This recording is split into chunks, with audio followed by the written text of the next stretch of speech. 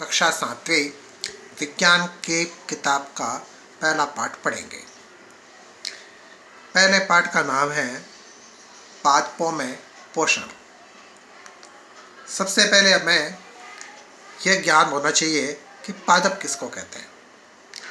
जितने भी पेड़ पौधे हैं उन सभी को पादप कहते हैं। आगे जो शब्द आया हुआ है वह है पोषण। पोषण का मतलब क्या होता है? सभी सजीव, चाहे भले पादप हो चाहे भले जंतु, उनको वृद्धि करने के लिए तथा विकास करने के लिए पोषक पदार्थों को शरीर के अंदर ग्रहण करना होता है। तो सभी प्रकार के पोषक तत्वों को शरीर के अंदर ग्रहण करने की क्रिया को ही पोषण कहते हैं। उदाहरण के रूप में अपन बीज का उदाहरण लेते हैं। बीज जब अंकुरित होता है तो अंकुरित होने के बाद में नवोद्भिद बनता है। यह नवोद्भिद मृदा से वायु और जल से पोषक तत्व प्राप्त करके अपने शरीर की वृद्धि करता रहता है। तो ये सारे पोषक तत्व कहाँ से प्राप्त हुए हैं? या तो मृदा से प्राप्त हुए हैं, या वायु से, या फिर जल से प्राप्त हुए।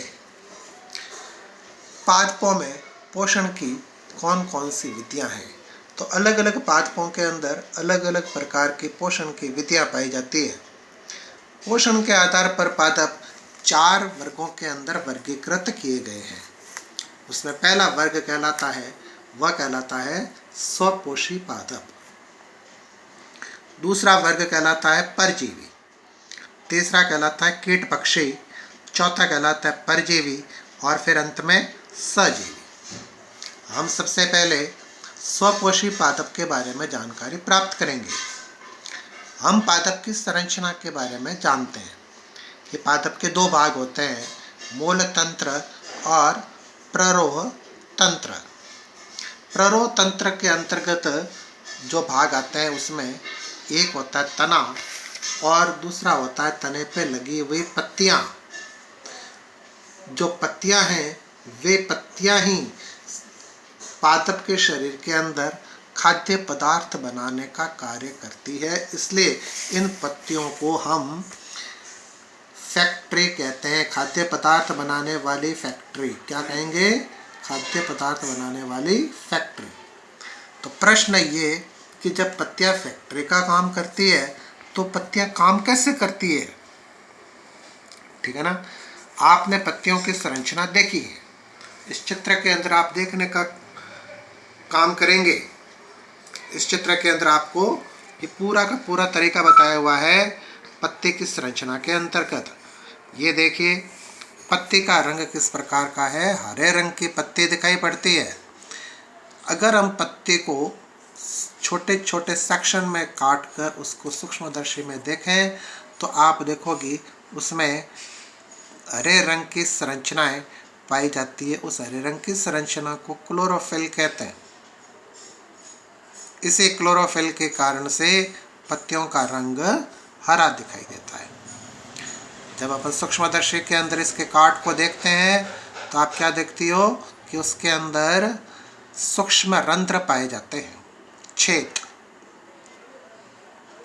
पत्ती की सतह के ऊपर, कई बार ऊपरी सतह पर, कई बार निचली सतह पर, कई बार दोनों ही सतहों के ऊपर पाए जाते हैं ये रंध्र। इन रंध्रों को ये रंध्र होते हैं वो द्वार कोशिकाओं की सहायता से घिरे रहते हैं। किसकी सहायता से घिरे रहते हैं? द्वार कोशिकाओं। ये देखो ये रंध्र है और दोनों रंध्र पूरी तरीके से घिरे हुए किसकी सहायता से हैं? द्वार कोशिकाओं की सहायता से। तो इन द्वार कोशिकाओं की सहायता से ये जल और खनिज लवणों का अवशोषण होता है। साथ ही रंध्र खुलते हैं और बंद होते हैं, और जब खुलते हैं बंद होते हैं तो ऐसी स्थिति के अंदर कार्बन डाइऑक्साइड का प्रवेश पत्तियों के अंदर हो जाता है। तो वायुमंडल के कार्बन डाइऑक्साइड का प्रवेश पत्तियों तक हो गया। आप देखोगे इस चित्र के अंदर जल और खनिज लवण वो भी पत्तियों तक पहुंच रहे हैं। किस प्रकार पहुंचेंगे? जल और खनिज लवण को पहुंचने के लिए हम जानते हैं कि जड़ की कोशिकाओं के अंदर वाहिकाएं तथा वाहिनिकाएं पाई जाती है। जाइलम का भाग होती है, इन जाइलम के भाग वाहिकाओं तथा वाहिनिकाओं की सहायता से जल और खनिज लवण पूरी तरीके से तने से होते हुए पत्तियों तक पहुंच जाते हैं। तो जल और खनिज लवण भी मिल गया, कार्बन डाइऑक्साइड भी मिल गई, और फिर सूर्य का प्रकाश आप देख रही हो यहाँ पर चित्र के अंदर सूर्य का प्रकाश भी आ रहा है। तो फिर हरे पादप क्या काम करेंगे, कार्बन डाइऑक्साइड, जल, इन दोनों की सहायता से कार्बोहाइड्रेट का निर्माण करेंगे। किसका निर्माण करेंगे, कार्बोहाइड्रेट का। परिभाषा किस प्रकार देंगे, हरे पादप की क्लोरोफिल कोशिकाएं कार्बन डाइऑक्साइड और जल की सहायता से सूर्य के प्रकाश की उपस्थिति में, किसके प्रकाश की उपस्थिति में, सूर्य के प्रकाश की उपस्थिति के अंदर कार्बोहाइड्रेट और ऑक्सीजन का निर्माण करते हैं। इस क्रिया को प्रकाश संश्लेषण की क्रिया कहते हैं। ठीक है, हमने अभी तक इस प्रकाश संश्लेषण की क्रिया के बारे में जानकारी प्राप्त की है। हमने जितना पढ़ा है उसी के अंतर्गत आपको कुछ प्रश्न देते हैं। इन प्रश्नों के उत्तर आप लोग इस पाठ को पढ़कर अच्छे प्रकार से देंगी। पहला प्रश्न है पोषण किसे कहते हैं, दूसरा प्रश्न सपोषी किसे कहते हैं, तीसरा प्रश्न किस वर्णक के कारण पत्तियां हरे रंग की होती है, और चौथा प्रश्न पर्ण तक जल व खनिज लवण और कार्बन डाइऑक्साइड कैसे पहुंचते हैं। धन्यवाद।